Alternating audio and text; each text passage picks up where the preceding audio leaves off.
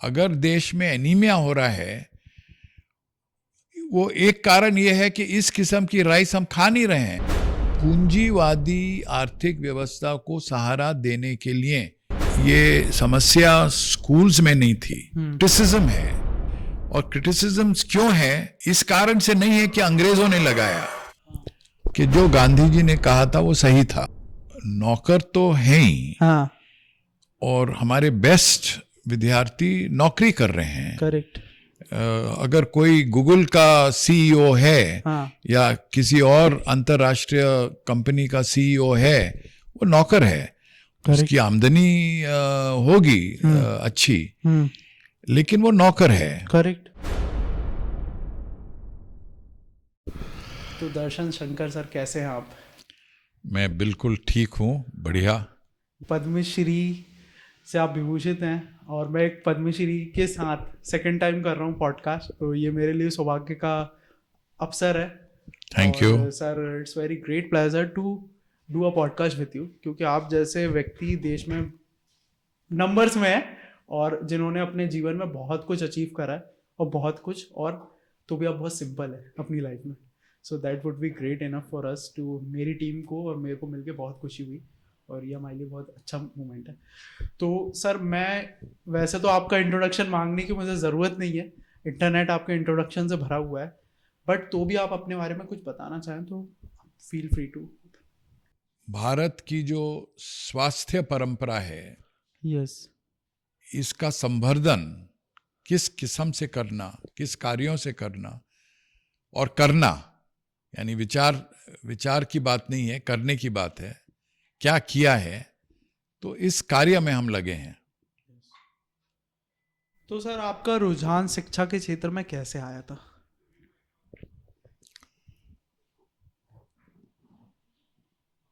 जब मैं 22 साल का था, यस, तब मैं बॉम्बे यूनिवर्सिटी का ग्रेजुएट था,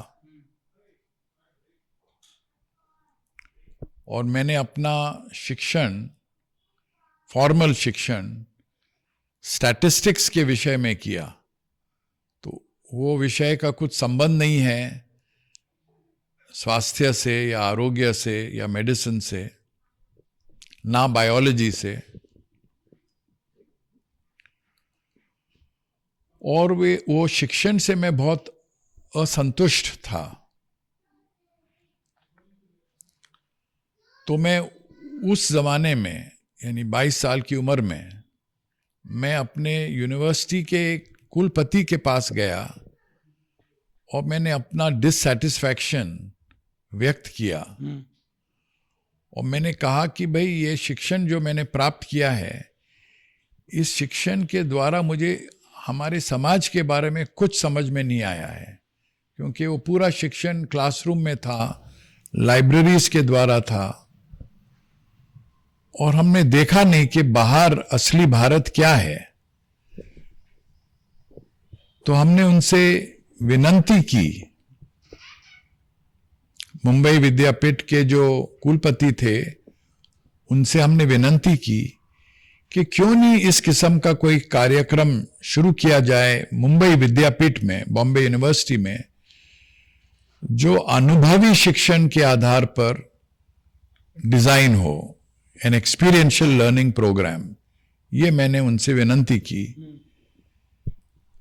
तो मेरा इंटरेस्ट रहा है शिक्षण में उस उम्र से, 22 के उम्र से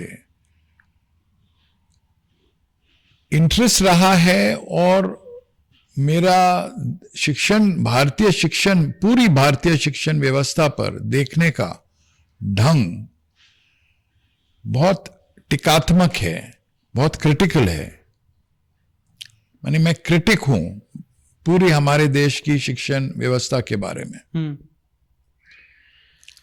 मैं उसके बारे में अपने विचार बता सकता हूं। या सर, गो एट सर। वो तो शिक्षा तो आज सबसे बड़ा अपना मूल है, और शिक्षा एक हमारे देश का एक मूल आधार भी है। शिक्षा ही हमको जीवन में क्या करना है, कब करना है, क्यों करना है, इसके बारे में बताया जाता है। तो तो भारतीय शिक्षा व्यवस्था का एक इतिहास है। तो ये जो अब मैं सुनाने जा रहा हूं, ये मेरा इंडिविजुअल ओपिनियन नहीं है, मत नहीं है, ये तो इतिहास के आधार पर बता रहा हूं कि ये 19वीं सेंचुरी में अंग्रेजों ने शुरू किया, यानी स्कूल का जो सिस्टम है और यूनिवर्सिटीज का सिस्टम है, इन दोनों का जो रूप है और इन दोनों का जो कंटेंट है, सब्जेक्ट्स हैं, ये सब बनाए अंग्रेजों ने और उनने शुरू किए कुछ स्कूल्स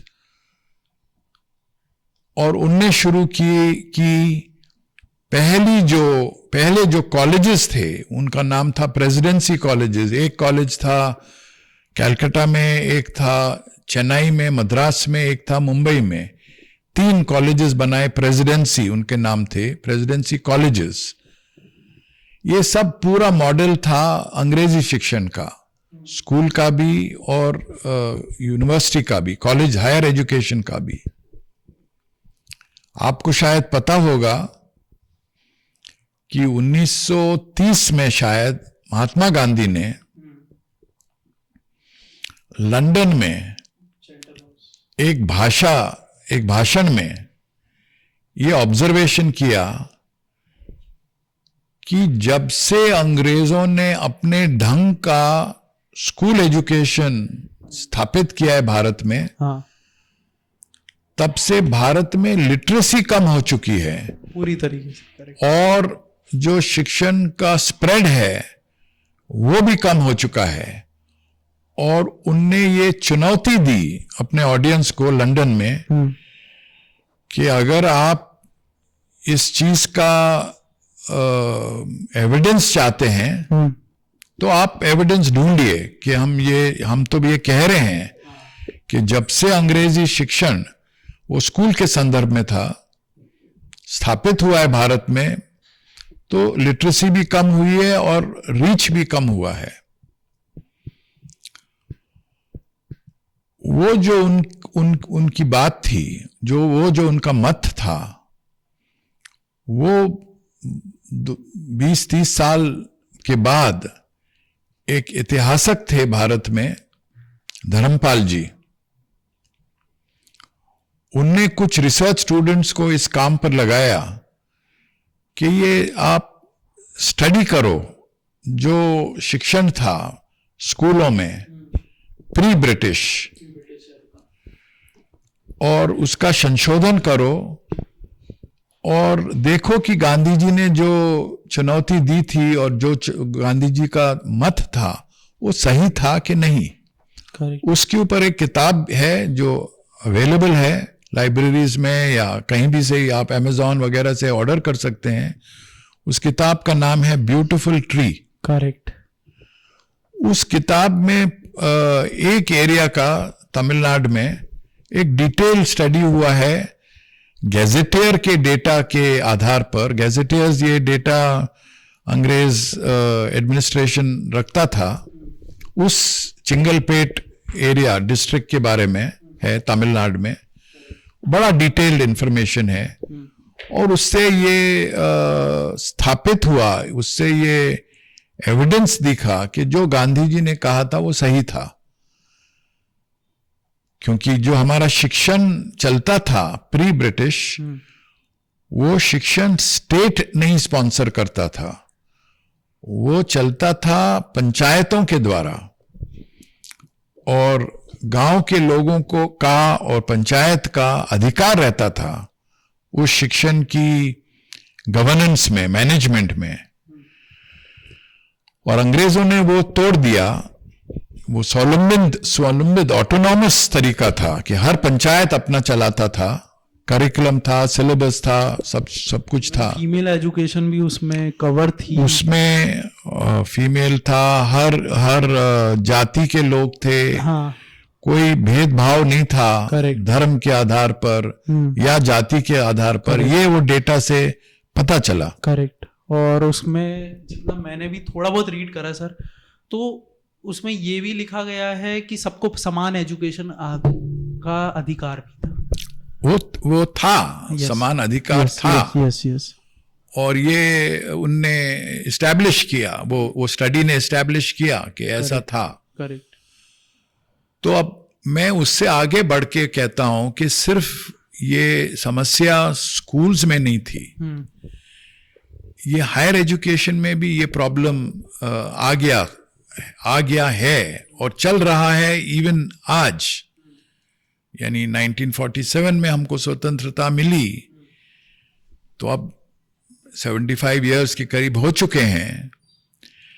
जो यूनिवर्सिटी एजुकेशन बना है भारत में, उसमें भी जो छापा है रूप का और उसके कंटेंट का, वो अंग्रेजी रूप है और अंग्रेजी कंटेंट है। जो आम विषय सीखते हैं विद्यापीठों में, ये पश्चिमी संस्कृति, वेस्टर्न कल्चरल इंटेलेक्चुअल जो ट्रेडिशंस हैं उसके आधार पर है, और ये यूनिफॉर्म है।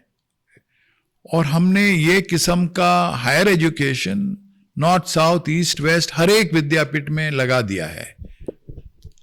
अब इससे मैं बहुत यानी मेरे को तो बहुत इससे इसके ऊपर बहुत क्रिटिसिज्म है। और क्रिटिसिज्म क्यों है? इस कारण से नहीं है कि अंग्रेजों ने लगाया। हमारा क्रिटिसिज्म यह है कि वो देश के लिए लायक नहीं है। अगर आप देखोगे, हमारा देश तो बड़ा डाइवर्स है। लद्दाख से लेके कन्याकुमारी तक अनेक किस्म के इकोसिस्टम्स हैं। कहीं जंगल है, कहीं खेती का जोर है, कहीं डेजर्ट्स हैं राजस्थान जैसी जगह में, और हर 100 किलोमीटर बाद लैंग्वेज चेंज हो जाती है। अनेक भाषाएं हैं। यस। नदियां हैं, समुंदर है। और जो शिक्षण होना चाहिए था मेरे हिसाब से, वो उस स्थानिक परिस्थिति के अनुसार होना चाहिए था। कि जो कोर शिक्षण होना चाहिए था तरुण लोगों का, होना था कि हमारी जो स्थानिक पर्यावरण की परिस्थिति है उसको कैसे मजबूत करना, उसको कैसे सुधारना, और जो पारंपरिक या इंडिजिनस कौशल्य हैं और ज्ञान है अनेक विषयों में, इसको कैसे बढ़ाना, इसको कैसे मजबूत करना। लेकिन हमने किया क्या कि हमने जो विषय निर्माण किए और इंट्रोड्यूस किए वो सब पश्चिमी विषय हैं। सही बात। हिस्ट्री हम पढ़ते हैं तो इतिहास, बाहर का ज्यादा इतिहास है, हमारा इतिहास कम है। भूगोल का विषय है सेम है, हम मेडिटेरियन के बारे में जानते हैं, हम आर्कटिक सर्कल के बारे में जानते हैं। स्थानिक भूगोल क्या है, उसकी विशेषता क्या है, वो नहीं जानते। सोशल साइंस में जो पूरी कल्पनाएं हैं, अर्थशास्त्र में जो सब कल्पनाएं हैं, वो पश्चिमी कल्पना है। तो हमने इस किस्म का शिक्षण निर्माण किया जो पश्चिमी आर्थिक व्यवस्था को, पश्चिमी सामाजिक व्यवस्था को मजबूत कर सके। उस व्यवस्था को हम आज वो नाम दे सकते हैं कि वो कैपिटलिस्ट व्यवस्था है, पूंजीवादी व्यवस्था है। उस व्यवस्था के लिए जो साइंस सिखाया, उस व्यवस्था के लिए जो सोशल साइंस सिखा रहे हैं या टेक्नोलॉजी सिखा रहे हैं, वो उस व्यवस्था के लिए हैं। सर, जो आप कैपिटलिस्ट वर्ड बता रहे हैं, इसको आप डिफाइन करोगे क्या? तो मेरी समझ के अनुसार कैपिटलिज्म ये एक आर्थिक व्यवस्था है जिसका वैल्यू, जिसका थ्रस्ट है increasing capital. All activities, whether खेती में हो, स्वास्थ्य में हो, टेक्नोलॉजी में हो, main focus is increasing wealth, increasing capital, and naturally increasing capital for those who are controlling that capital. Okay. Now, for example, if you take agriculture being managed in a capitalistic manner, उस हिसाब से capitalistic manner से अगर उसका management हो रहा है कृषि का, तो हम सिर्फ उत्पादन को देखेंगे, यील्ड को देखेंगे. हम ये नहीं देखेंगे कि वो जो चावल या गेहूं या सब्जी या मिलेट्स या जो कुछ भी हम बना रहे हैं, उन चीज़ों का न्यूट्रिटिव वैल्यू कैसे बढ़े. न्यूट्रिटिव वैल्यू बढ़े या ना बढ़े, इससे हमें मतलब नहीं है. यील्ड बढ़ना चाहिए.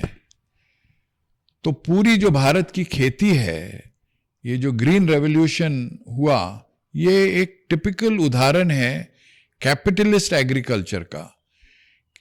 कि राइस, खास तौर से राइस में भारत के पास करीब 2-3 लाख किस्म की वैरायटीज थी राइस में, और हर इलाके में अलग अलग किस्म की राइस थी. ये एक उदाहरण है.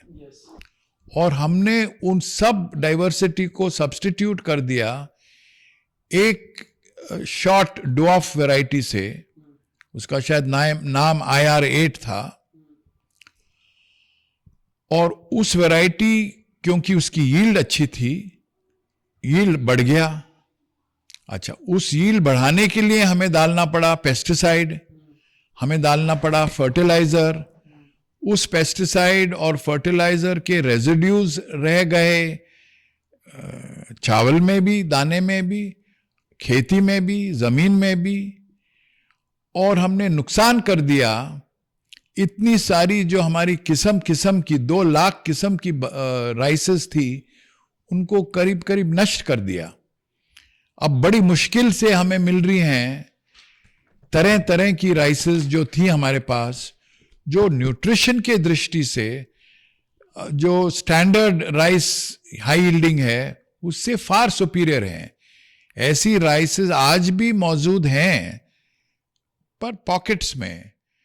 राइस में जिसमें प्रोटीन कंटेंट अच्छा है, आयरन अच्छा है, जिंक अच्छा है, अगर देश में एनीमिया हो रहा है, वो एक कारण ये है कि इस किस्म की राइस हम खा नहीं रहे हैं. वो राइसेस में जो पारंपरिक राइस थी, हैं भी अभी भी, उनमें आयरन है. उनको खाने से ये एनीमिया का, आयरन डेफिशिएंसी का इतनी बड़ी समस्या नहीं होती. लेकिन हमने प्रमोट किया है सिर्फ उस किस्म की राइसेस को जो हाई यील्डिंग है, उनमें न्यूट्रिटिव वैल्यू बहुत कम है. पर ये टिपिकल उदाहरण है पूंजीवादी एग्रीकल्चरल डेवलपमेंट का. और ये सिर्फ एग्रीकल्चर में नहीं है, ये स्वास्थ्य में है. हम स्वास्थ्य में तो हमारी विद्यापीठ काम करती है, तो उसके बारे में और मैं बताऊंगा उस काम के आधार पर. सर, आपकी टॉपिक पे बैक करते हैं. जो आपने कहा कि हमारे पास जो है, हमारे जो टॉप टैलेंट है, only they are serving for the. हाँ, क्योंकि शिक्षण व्यवस्था निर्माण की अंग्रेजों ने भारत में और अंतर देशों में, पूरे अफ्रीका में, पूरे साउथ अमेरिका में, बहुत सी एशियन कंट्रीज में, सब जगह इतना जोर था ये उनका जो इन्फ्लुएंस था अंग्रेजों का, कि वो एक यूनिफॉर्म सिस्टम ऑफ एजुकेशन दुनिया भर में लग गया. वो डिज़ाइन था उसका, विषयों का और डिज़ाइन था, और उसमें जो भूमिकाएं थीं, वो सब पूंजीवादी आर्थिक व्यवस्था को सहारा देने के लिए उस किस्म का शिक्षण डिज़ाइन किया. तो हमारे जो देशों में हर देशों में और हम भारत में जो हमारा बेस्ट टैलेंट है, इंजीनियरिंग में, साइंस में, सोशल साइंस में, हर विषय में, कृषि में, आरोग्य में, जो बेस्ट टैलेंट है वो जाता बाहर है और बाहर उसका फिट हो जाता है एकदम से। फिट यूं होता है कि वो विषय उन्हीं के लिए बने थे, करेक्ट, तो उनकी व्यवस्था को सपोर्ट करता है।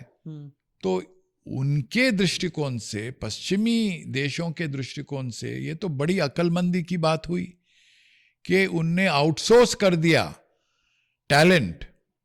सिर्फ अपने देशों से टैलेंट नहीं लिया, दुनिया भर का टैलेंट सेवा में लगा है पश्चिमी देशों के। और ये तो देख सकते हैं आप, ये मेरा एक इंडिविजुअल ओपिनियन नहीं है। जो बेस्ट टैलेंट है हमारी IITs का, हमारे IIMs का, हमारे मेडिकल स्कूल्स का, हमारे साइंटिफिक इंस्टीट्यूशंस का, वो आसानी से बाहर उनको नौकरी मिल जाती है। और नौकरी यूं ही मिलती है, इस कारण से मिलती है कि वो पूरे विषय इस तरह से डिज़ाइन किए गए 100 साल पहले कि वो उस आर्थिक व्यवस्था को, उस सामाजिक व्यवस्था को सहारा दें। भारतीय शिक्षण पर 3-4 कमीशंस बैठ चुकी हैं और लेटेस्ट कमीशन अभी 2020 में बैठी है, NEP, नेशनल एजुकेशन पॉलिसी। हाँ, जो लेटेस्ट है। कोई सी भी एजुकेशन कमीशन में ने इसको बदल नहीं लाया, इसमें बदल नहीं लाया है। हमें इस किस्म का शिक्षण चाहिए इस देश में। हम ये नहीं कह रहे हैं कि भारत को या और किसी देश को उस किस्म का शिक्षण लेना चाहिए जो सिर्फ हमारे अंदर हमारी संस्कृति और हमारे बुद्धि, इंटेलेक्चुअल ट्रेडिशंस के अनुसार हो, लेकिन वो कोर होना चाहिए। हम पश्चिमी बातों को भी, पश्चिमी ज्ञान को भी सिखा सकते हैं, लेकिन उसको सेंट्रल नहीं रख सकते। हमको सेंट्रल रखना है उस किस्म की कृषि, उस किस्म का स्वास्थ्य, उस किस्म का विज्ञान जो हमारे देश को मजबूत करेगा। करेक्ट। उस किस्म की कलाएं, उस किस्म की कौशल्य, वो सेंट्रल रहने चाहिए। सर, इसमें मैं एक पॉइंट ऐड करना चाहूँगा। हमारे देश की जो शिक्षा व्यवस्था है उसमें एक साइकोलॉजिकल, और हमें इस तरीके से बता दिया जाता है कि आपको नौकर बनना है आगे चल के। आपको, अगर आप पढ़ने जा रहे हो इंजीनियरिंग के फर्स्ट ईयर में, तो आप अच्छे प्लेसमेंट्स के लिए पढ़ाई करते हो, ना कि अच्छी रिसर्च या अच्छी एजुकेशन के लिए। अगर मैं गलत हूं तो आप इसको मुझे करेक्ट करो, क्योंकि मैं एक इंजीनियरिंग कर रहा था तो मेरे को डे 1 में क्या बोला गया ओरिएंटेशन में, आप यहाँ आए हो, आपको बेस्ट प्लेसमेंट मिलेगा इस कॉलेज में, ठीक है, आपको अच्छा, मतलब इनडायरेक्ट वे में सर वो है तो एक नौकरी। हम लोगों को ये कभी नहीं बोला गया डे 1 में कि तुम्हें एंटरप्रेन्योर बनना है, तुम्हें लोगों को नौकरियां देना है। तो नहीं, तो ये बात सही है जो आप कह रहे हैं, लेकिन जो मैं कुछ और बोलूंगा जो शायद आप माने ना माने। यस। लेकिन जो नौकर तो हैं ही, और हमारे बेस्ट विद्यार्थी नौकरी कर रहे हैं। करेक्ट। अगर कोई गूगल का CEO है, या किसी और अंतर्राष्ट्रीय कंपनी का CEO है, वो नौकर है। उसकी आमदनी होगी अच्छी, लेकिन वो नौकर है। करेक्ट। लेकिन अगर एंटरप्रेन्योर भी बनते हैं तो हमारी जो कंपनीज हैं यहाँ, और मैं नाम नहीं लेना चाहूंगा क्योंकि मैं किसी कंपनी को इंसल्ट नहीं करना चाहता या किसी विशेष कंपनी का नेगेटिव बात नहीं करना चाहता, लेकिन सब जो बढ़िया से बढ़िया कंपनी है भारत में ही नहीं, चाइना में, अफ्रीका में, एंटरप्रेन्योर चाहे वो नेटिव हो चाहे वो देशी हो, जो वो गुड्स और सर्विसेज बनाते हैं वो उसी देश के लिए हैं, पश्चिमी देशों के लिए।